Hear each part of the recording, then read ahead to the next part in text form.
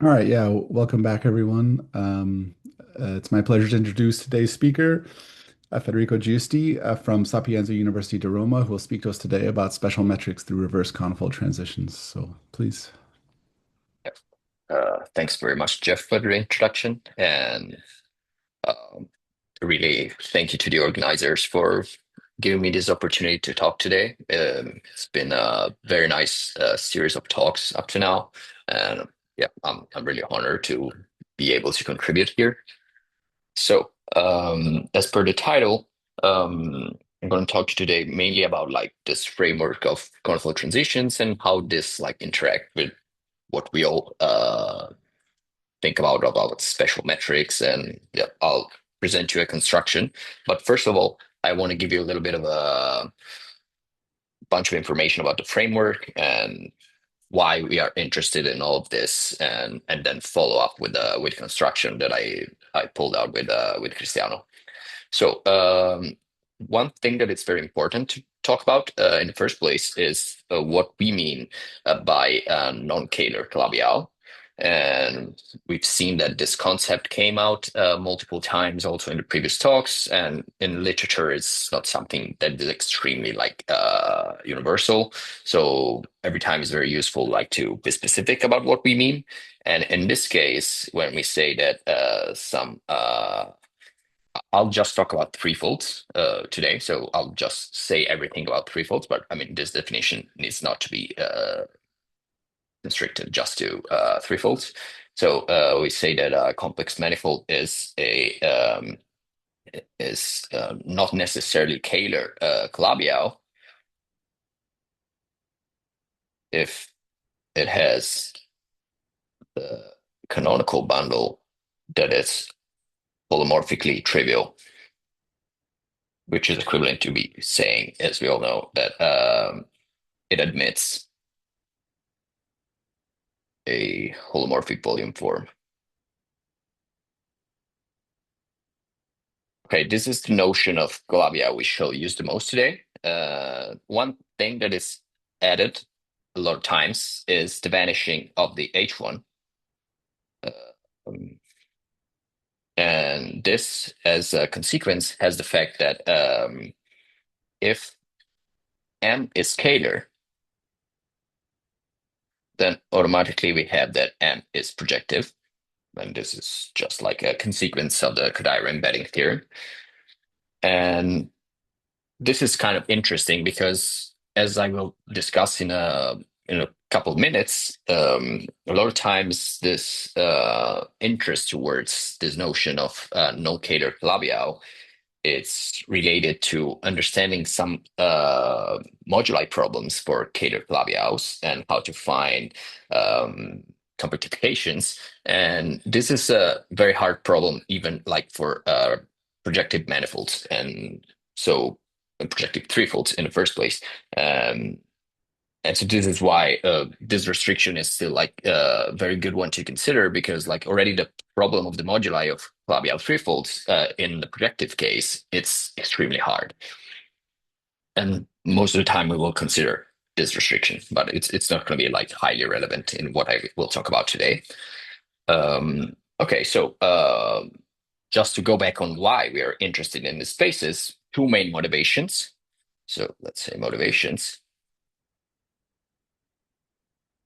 One coming from physics is mirror symmetry. And among the many things that mirror symmetry tells us, basically, is that like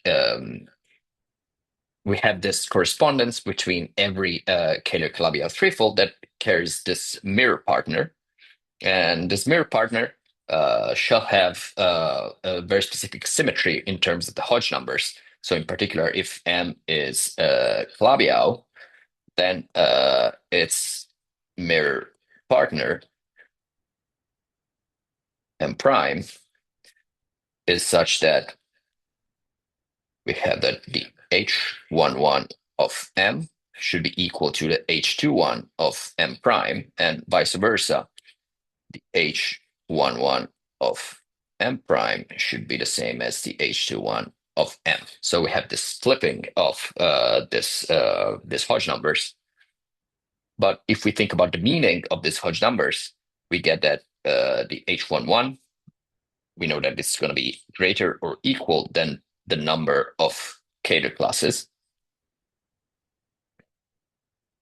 While if we have consider the H21, this is the number, is exactly the number of non-trivial one parameter deformation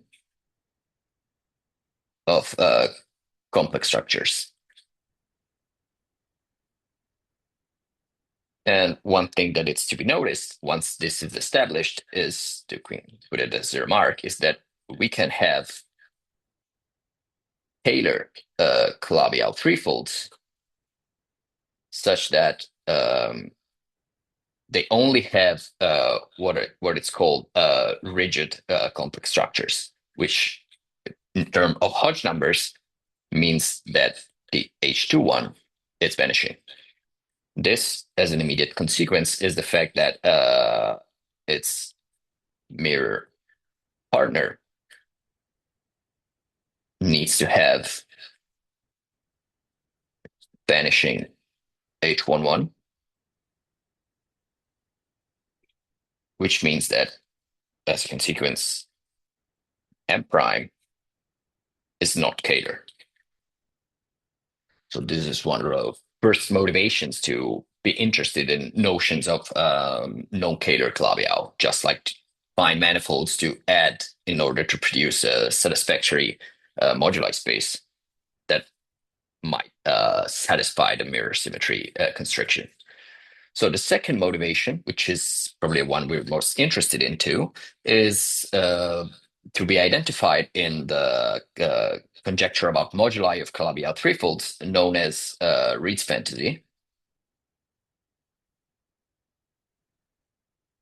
And the Reed's fantasy conjecture essentially states that in like very loose terms, I can say that moduli of Calabi-Yau threefolds should be understood in a wider, say, universal. Sometimes you find written. Put it in just braces in a wider universal moduli space, such that all Calabi-Yau threefolds can be connected via conifold transitions.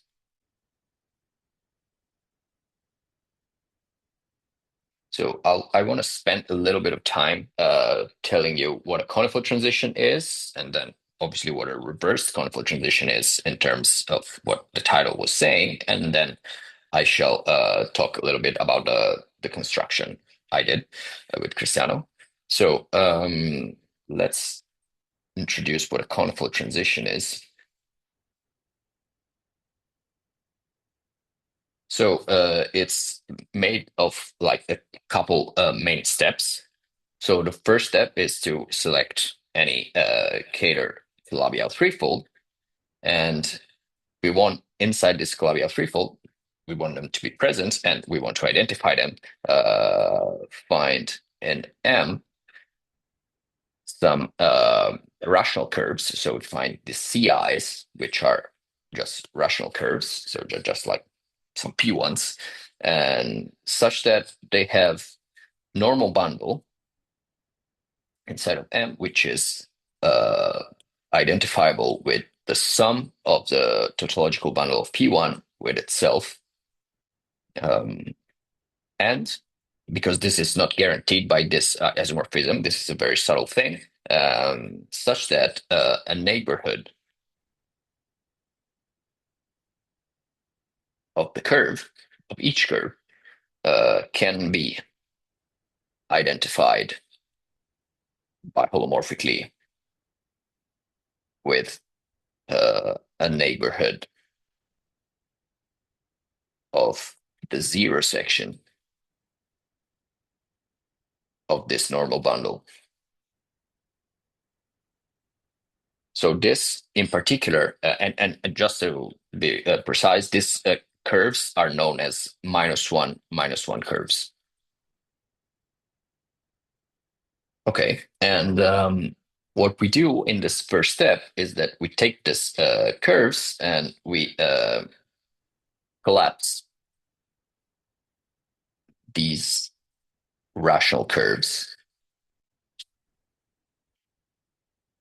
and produce singular Calabi-Yau. We can call it M tilde with, and this is going to be endowed with a finite, because we're picking just a finite amount of these curves, and we get that we have a finite amount of singularities that come out from this collapsing, and this singularities, thanks to this condition that we have put about like this identification with the neighborhood, is the fact that each curve gives rise with this collapsing to an ordinary double point with ODP singularities.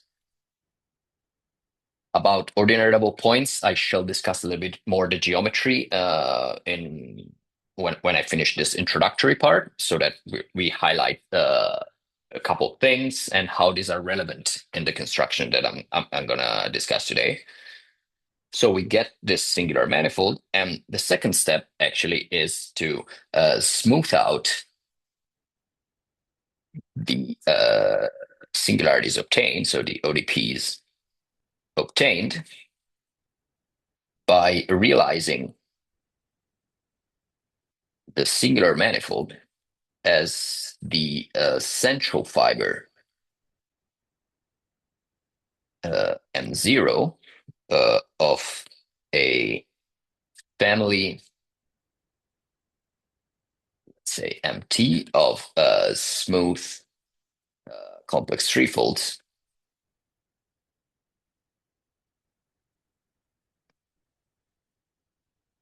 Where the parameter, we can just assume it to be varying in some ball and inside of C, center at the origin. And this actually, so this is, maybe we should put it as a remark. So this is just a process, but obviously the second step is not like, it's not something that you can trivially say that you can do. And indeed, there is an obstruction, and I'll just state it as a remark, but there's like some heavy theorems behind this, and the fact that the possibility of realizing the smoothing depends on a homological condition due to Friedman, let's say the first part of the result, and the complete one by Kawamata, Ran, and Tian. And what they show is that condition saying that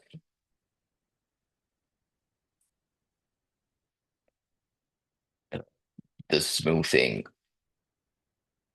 exists if and only if we can find some coefficients lambda I such that we can produce a combination which is zero in homology.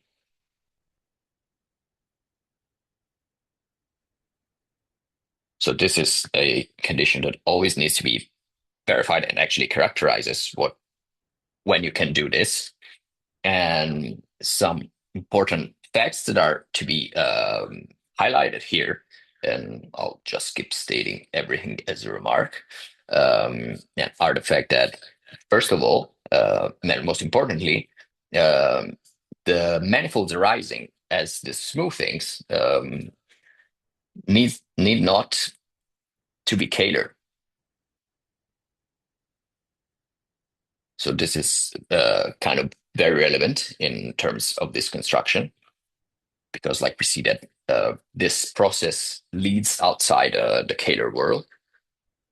And the reason why this happens is that morally, what is happening here, I mean, at level of cohomology, is that this process kills classes in the H11. So we are kind of like lowering the dimension of the H11 and raising the dimension of the H21.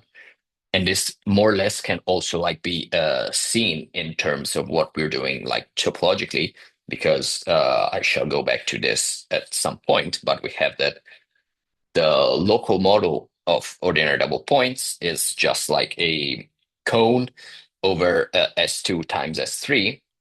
And this process, it's more or less removing an S2 and adding an S3. So this is kind of like killing pieces in the H11.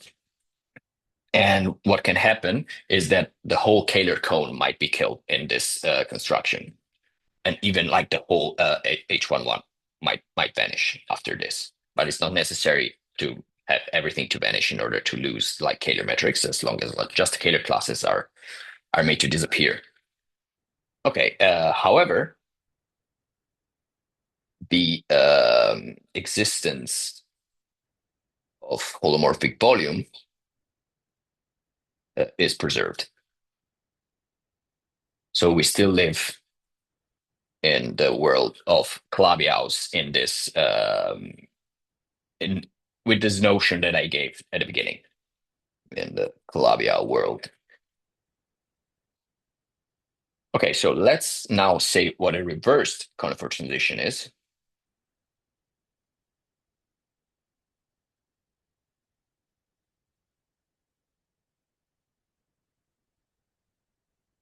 So we will see that the process is more or less the same, but it's much easier like to have it existing. So the first step is that we pick a family of Kähler Calabi-Yau threefolds, which are smooth for all t that are not zero, and the central fiber M0, which just to agree with the notation, we shall keep calling it M tilde, is a singular Calabi-Yau, Kähler Calabi-Yau threefold with only ordinary double point singularities.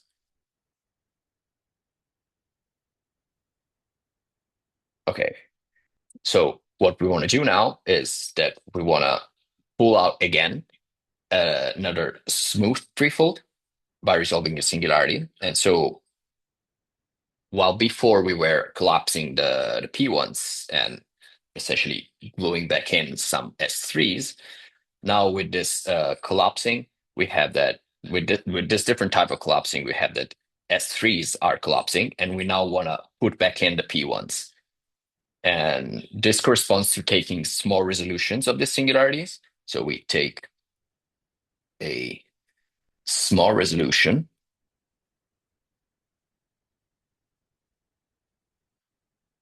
of the ordinary double points and obtain a new threefold,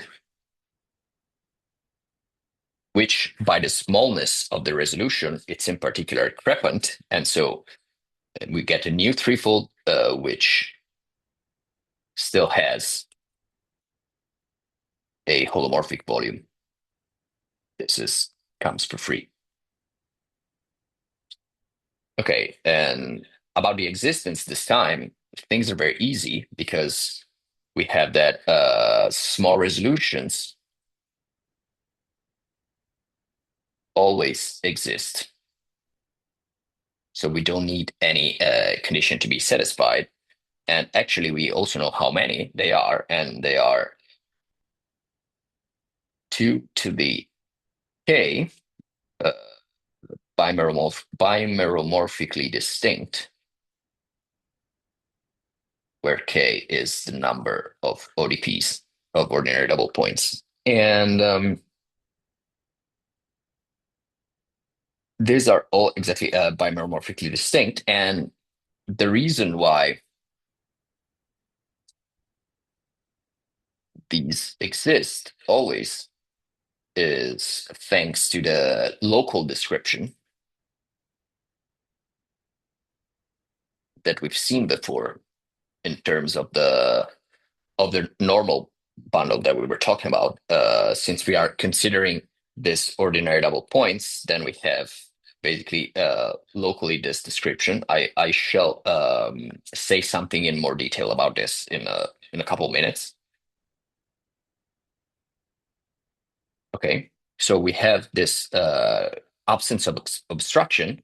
We have, however, the existence of a holomorphic volume, but as you might be expecting now, is the fact that the small resolution, which I didn't give a name, let's say if like is small resolution, however, needs not to be Kähler.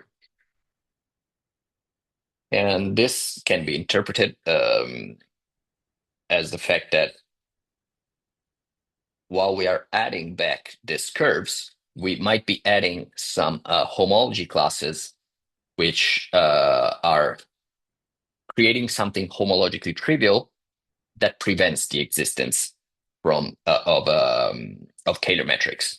Like one example is the fact that if we have m tilde with one ordinary double point, then the P1, so the rational curve C we introduce to take this small resolution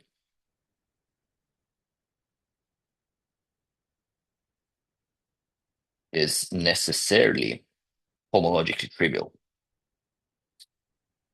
And this is due to the fact that if we reverse what we were saying before as the condition by Friedman in here, since we know that our singular manifold is coming from a collapsing as the central fiber of a family, then we know that this is exactly smoothable in the sense of Friedman, Kaumatheran, and Tian.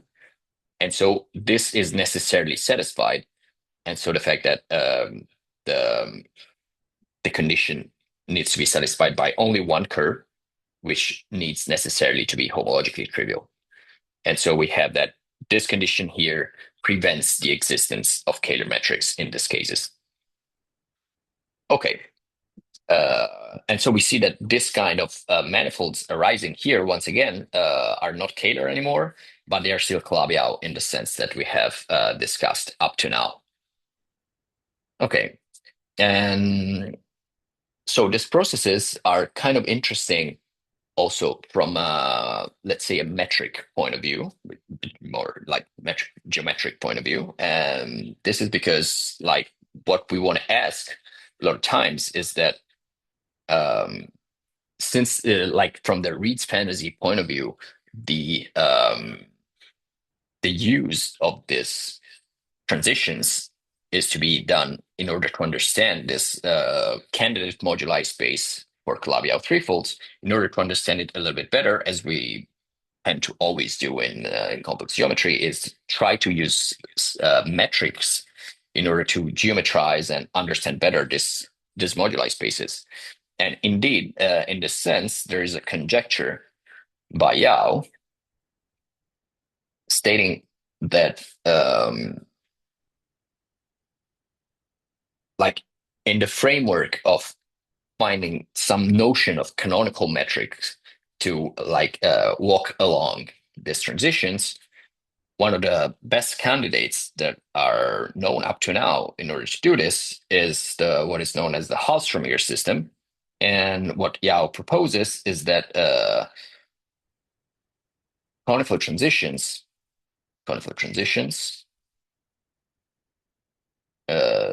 should carry solutions to the Hall-Strominger system.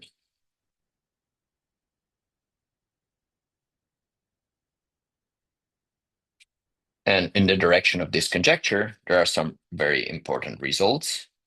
But there are partial results. Unfortunately, the conjecture still has not been proven or disproven fully. And we have that the results. The first one is the result from Fu, Li, and Yao from I think was 2012, stating that the manifolds arising from conical transitions carry balanced metrics, where balanced metrics means omega Hermitian metrics, such that they are co-closed. And later on, a result from Collins, Picard, and Yao. This was published, I think, in 2024, stating that the same manifolds from conical transitions, they also are slope polystable, which is a very crucial thing for the Hall-Strominger system with respect to the balanced homology classes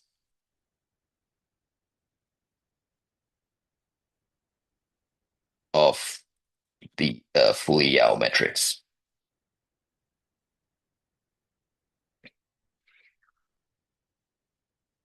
So while a bunch of these results are known for this conical transitions, the reverse case, which appears to be less complicated also to understand, doesn't carry doesn't have results in this sense. And so we tackled the problem in a way. And so the question that we might want to start with is what about the reverse case? And so can we consider the same problem?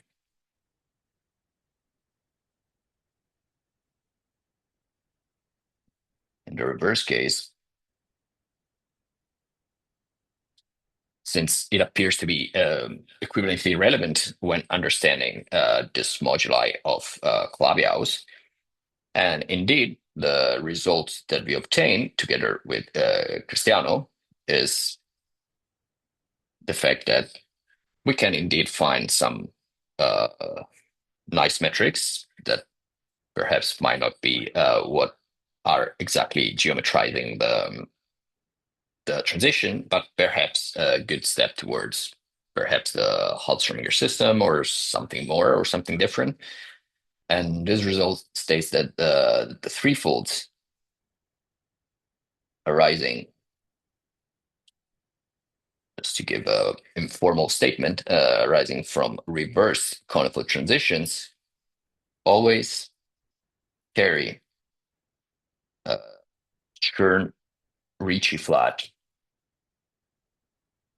balanced metrics.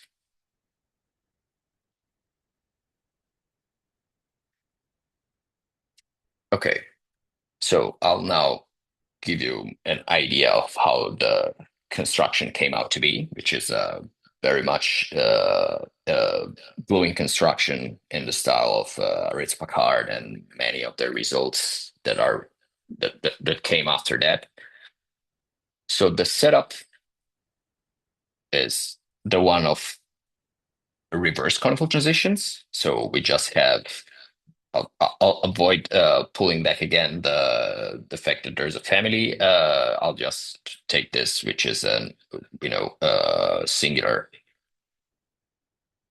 Taylor Calabi-Yau threefold. We have that it is endowed with a singular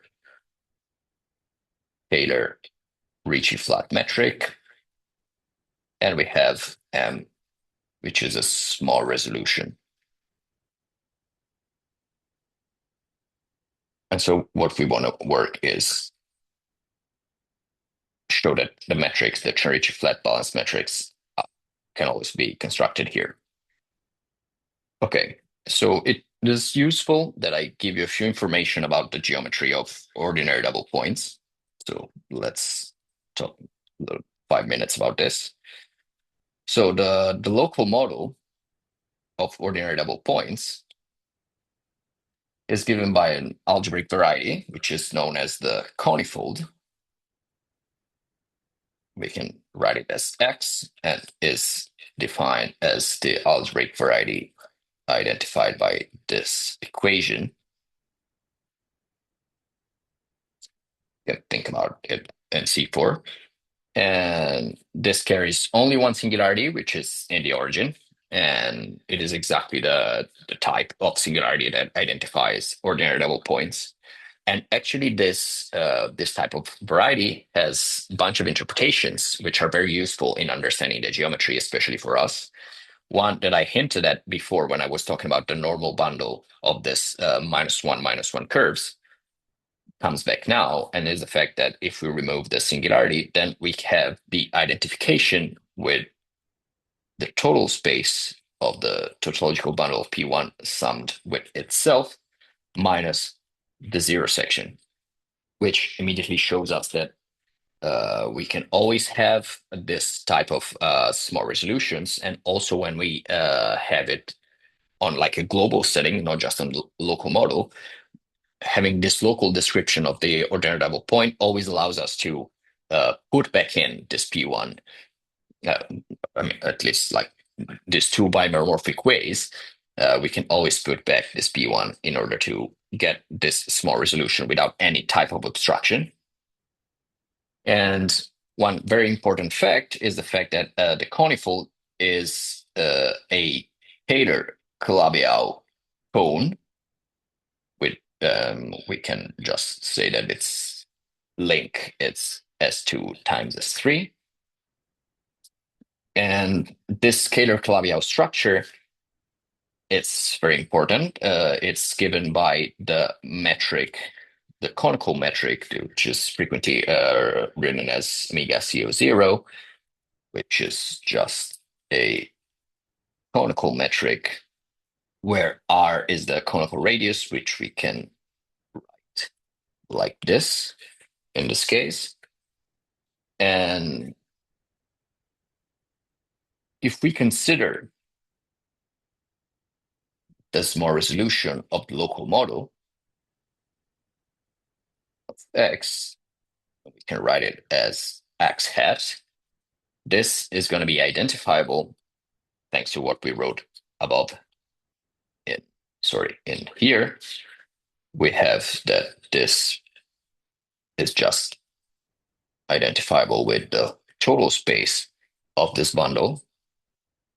And it turns out that X hat is also Kähler-Ricci flat, Kähler-Calabi-Yau, with the Candella's law symmetric,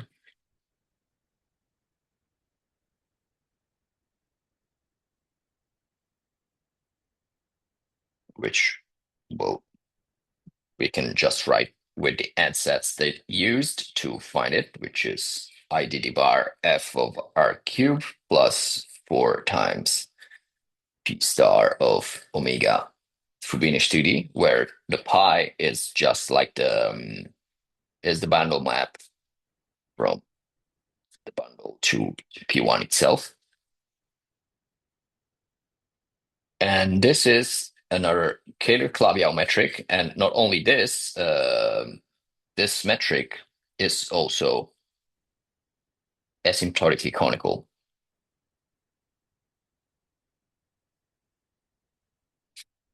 With respect to the conical metric of the conifold. Okay, so now the idea, thanks to the fact that we have all these things, is that more or less what we want to do is use the conifold as a bridge, in a sense, that will allow us to join together the singular manifold with the local model of the small resolution using the fact that we had asymptotically conical structure. So I will now get into the construction. So the first and the part I will be talking the most about is how to construct what is known as a pre-gluing metric. So it's a few steps. So step one, we look at the side of the singular threefold. So we have our singular threefold and the singular Caylor-Clavier metric. And what we apply here is a fundamental theorem from Hein and Sun, which was also extended to the non-smoothable case by Junsheng Zhang. Um, and I'm not going to say it in a fully formal way, but the idea in here is the fact that um, nearby each ordinary double point,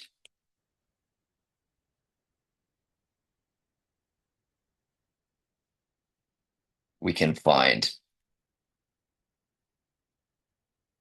a function phi, which is smooth, and it decays to zero with speed with rate 2 plus lambda, where lambda is just something greater than zero,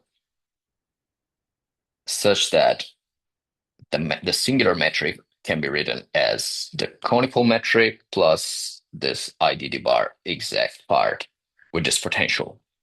I'm obviously here neglecting some biholomorphisms, but I don't want to be too heavy with the notation. And I mean, I'm confident that it's more than enough to understand the idea. The idea is in here is that like we have a very important closeness between the singular Falabial metric that we have on the singular manifold and the conical metric, the standard conical metric that we have in the neighborhood of this each one of these singularities, which I mean at complex holomorphic level, they're actually the same space. It's really just a conifold in the neighborhood there. Okay, so thanks to this description here, then I mean the natural thing that we can do here is that we can introduce a cutoff function depending on some parameter, epsilon, some small parameter, and plug it in inside the potential that it's separating the metric from the conical metric. And so we can just define omega tilde epsilon as the cone plus IDD bar epsilon times phi. Obviously, the way that it's written like this, it's obviously not holding in a global sense. We are just patching this thing locally in the neighborhood of the singularity. What happens to this cutoff function is that it is zero in a neighborhood of the ordinary double point and one away from it. So we have just a small region nearby the ordinary double point. We have some sort of like a circular ring in which we have this cutoff going from 1 to 0, and then just like moving away from the singularity, the chi epsilon is just 1, and so we can just like glue back together to the to the to the singular metric, which I mean it was just singular in the neighborhood of the singularity, so we don't need to modify it in any way Sorry, away from that. Federico. Yes. You say I can't quite read it. The function phi is in C like 2 plus lambda, like Yeah, C2 yeah. lambda. Oh, okay. Yeah, what what what Okay. what I wanted to mean here is that we have some decay here of the function. So if we just like take derivatives, we have that this are going to be decaying as r to the 2 plus lambda minus k. Oh, okay. Yeah. So just to understand like the decay to zero and Uh-huh. like blowing up after several derivatives. Thank you. Yeah, thanks for the question. Okay, so more or less, if we want to sketch what's going on here, we have our manifold, we have our singularity here. This can do whatever we want. And what we are doing here, we are cutting and producing a new metric, this omega epsilon tilde, which is such that here is just the background metric that we had. Here nearby the singularity is going to be just the conical one. And inside here, we have something going on depending on what the cutoff function is. Okay, so let's get on into step 2. So now we want to look at the local model of the small resolution of the ordinary double point. So now we think about x hat and the Candelas-Delos symmetric. One thing that it's perhaps relevant that I underline here is that this is scalar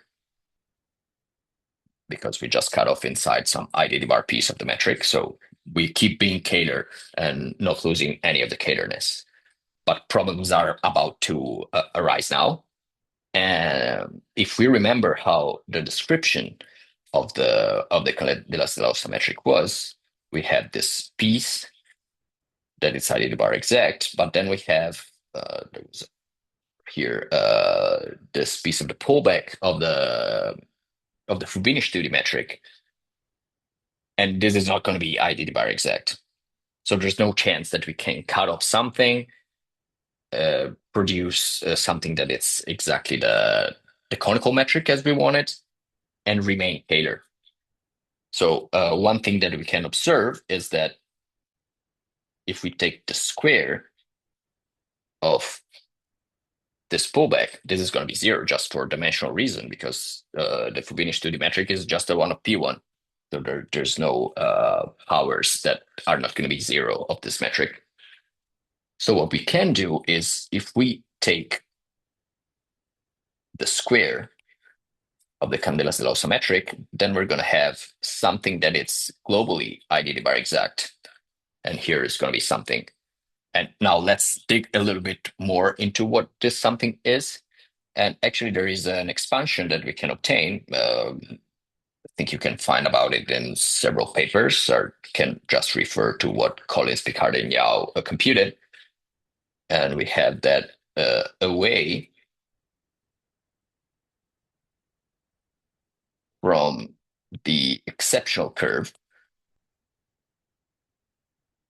We have that this can be expanded as the conical metric plus IDD bar of something that decays quadratically plus this pullback of the Fubini-Study metric. So when we take this, when we are taking the square, then we end up having that this is going to be something of the sort of the square of the conical metric plus something it's IDD bar exact of something quadratically decaying. But now we can cut off inside we can cut off the potential inside the IDD bar to obtain the conical metric, and so once again introduce a cutoff. This time, let's call it eta. It's going to be depending on the same parameter, but now obviously we want to work far away from the exceptional curve. So we can think about regions now depending on the reciprocal of epsilon with respect to what we did before. And once again, just introduce the cutoff. And so we can perhaps call this, I don't know, CO epsilon square as omega CO0 squared plus IDD bar of eta epsilon times this decaying piece. And here, one thing that it's relevant to be mentioned is the fact that I wrote this as the square of something thanks to the fact that I'm able to see that this is symmetric. And there is a result by Michelson ensuring that we can find a square root. Just, I mean, non-trivial in the first place. Okay, so we have now produced, let's sketch it once again. So now we have cut off like this. We have this new metric omega CO epsilon now, which is the cone away from the exceptional curve, which is here.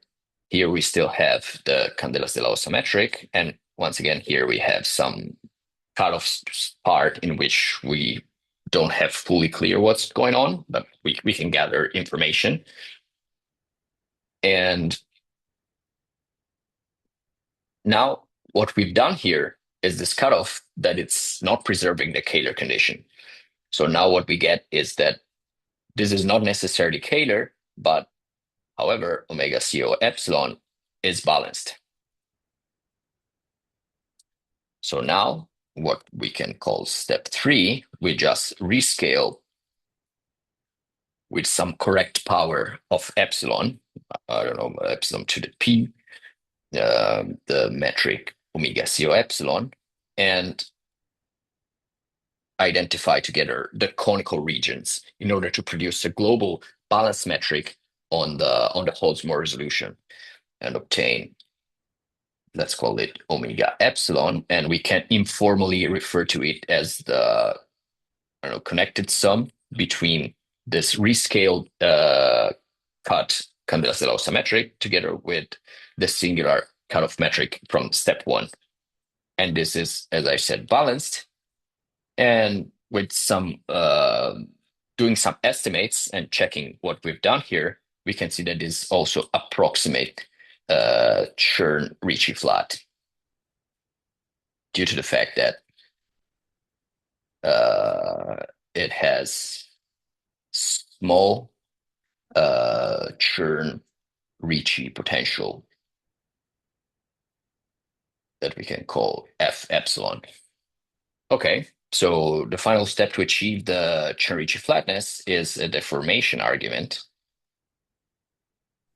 Sorry, And sorry, Federico. yes, I don't think I understand. What exactly are you scaling? I somehow don't get it. I'm just rescaling the metric of that we constructed in step 2. So we have this metric here that we have obtained, and so we have this model that I wrote here. Which is like in And which region? Which region should I think of this one being in? Or this is just the essentially when I'm adding back the P1 in order to obtain the small resolution, this is what I'm doing in the neighborhood of the exceptional curve that I'm adding to resolve the singularity.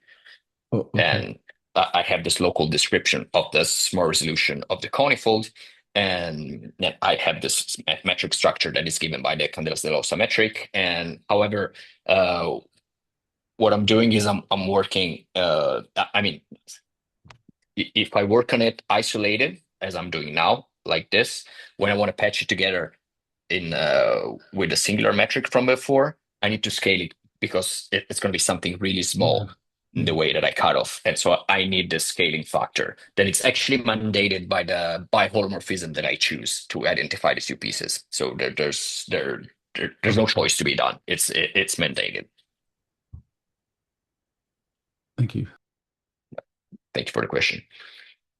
Okay, so the final step is to do this deformation argument in order to obtain the Chern-Ricci flatness. And the deformation follows like deformation inside the balance class of this metric, and actually applying an ansatz that was introduced by Fu, Wang, and Wu. And so what we wanted to form here is we just take deformation omega phi, maybe I use phi for something else, let's say psi, um, be defined as omega epsilon squared plus IDD bar psi times omega epsilon. And obviously we want to do this deformation in order to have this to be still positive, and hence by Michelson we can always get this square roots with psi smooth functions. And what we want to do with this deformation is to cook up some sort of Monge-Ampere type equation. And in particular, we want to write an equation of this sort. So the cube of the omega psi, this deformation, to be equal to e to the f epsilon, where f epsilon was this Chern-Ricci potential that I wrote here, times the metric, the, let's say, approximate solution, the pre-gluing metric that we did before. And we can solve this and I'm not going to get into details about this, but we can solve this with weighted Hölder estimates, pretty much following the standard techniques that we usually use by Ritz-Packard and Gabor-Sekilidi and so many other results with weighted Hölder estimates and obtain an actual solution.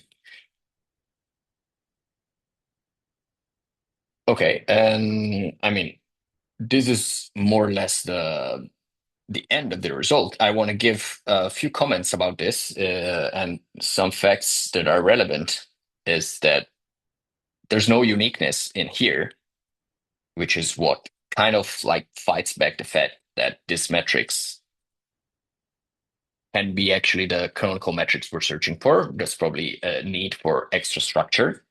They are nevertheless interesting because, however, they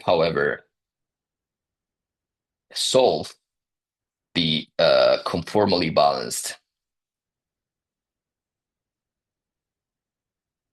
equation from the Hall-Strominger system,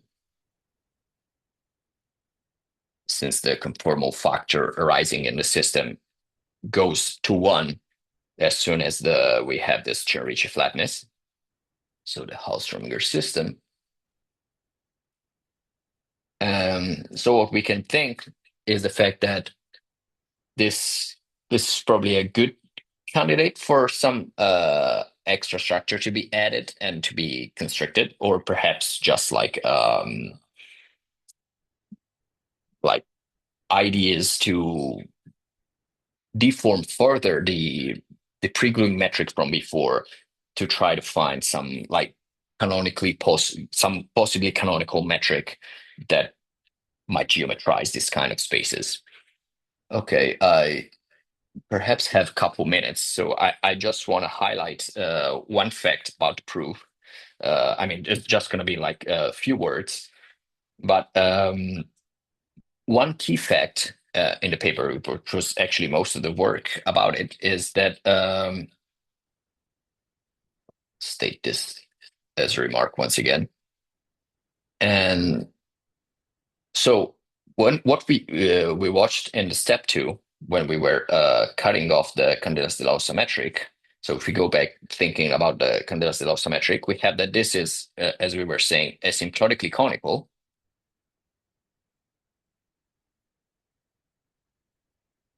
And in particular, we have that it's quadratically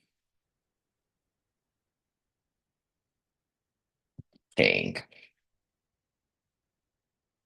to the cone omega CO0. And we have that, however, the volume is exactly the same, thanks to the fact that the metric is Calabi-Yau. However, when we cut off,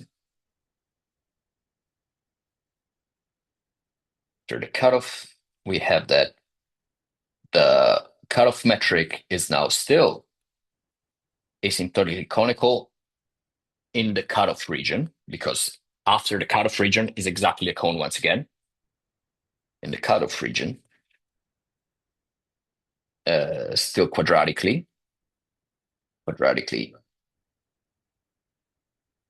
decaying. But now in that region, it's not true that we have this coincidence of volumes. This is not true. And what would be the naive estimate? So naively, we would get that using the fact that the decay is quadratic, then we can have that the volume is actually just quadratically decaying itself to the conical volume. But this is actually not enough to pull out all the estimates. And so this one thing that was extremely crucial in here is that we need like very careful computations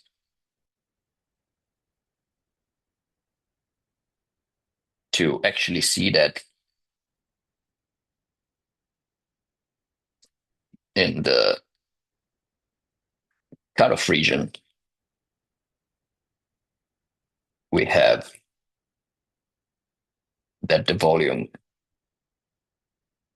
actually decays to the conical volume at the fourth order. And so it's what is necessary.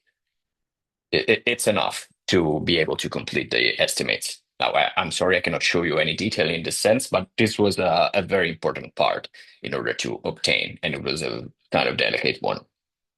Okay, I think don't have to say anything else as long as what I plan to say. So yeah, thanks for the attention. Yeah, thank you. Are there more questions?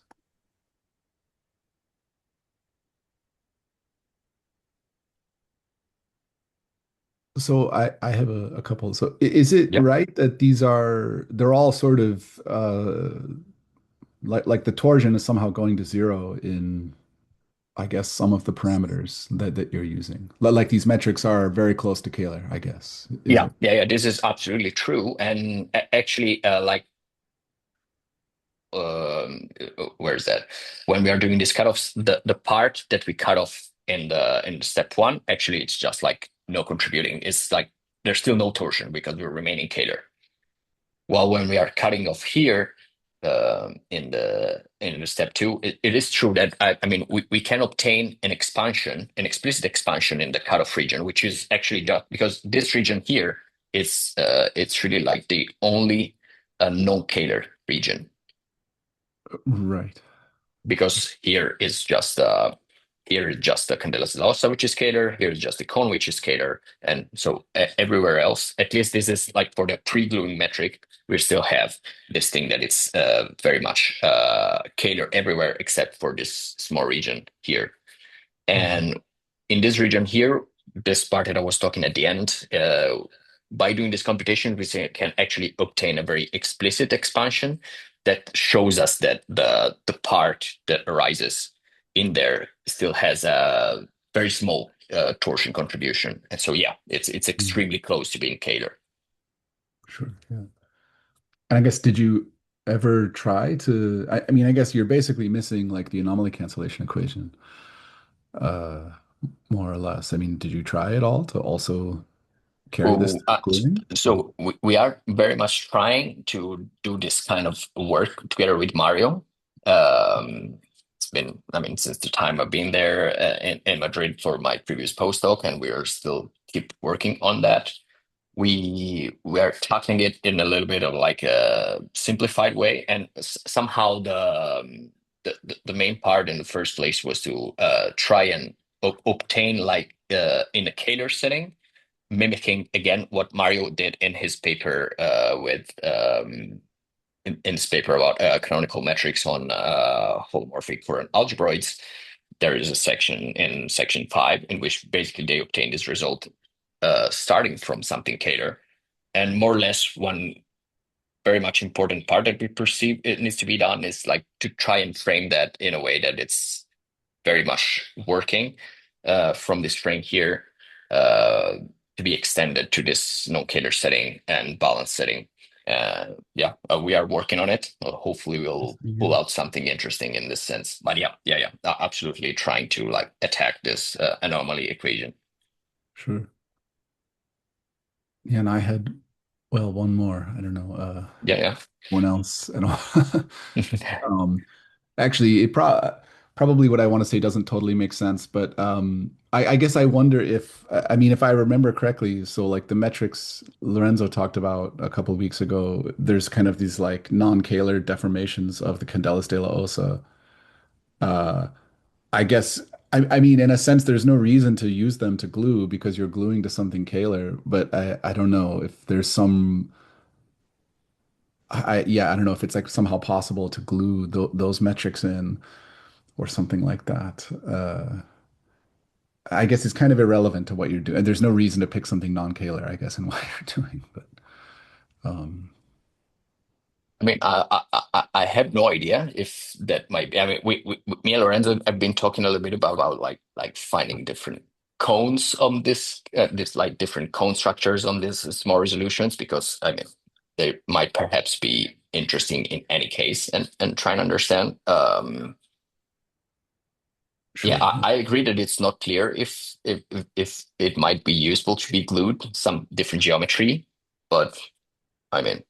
Perhaps it might simplify something else. I don't know. It's not an easy way of like trying to attack the anomaly cancellation equation just with like the continuous low symmetric. So Yeah. perhaps there's something hidden somewhere else that perhaps works better. I have no idea. Yeah. Any others? So, okay, if not, let's thank Federico again for the very nice talk. Thanks.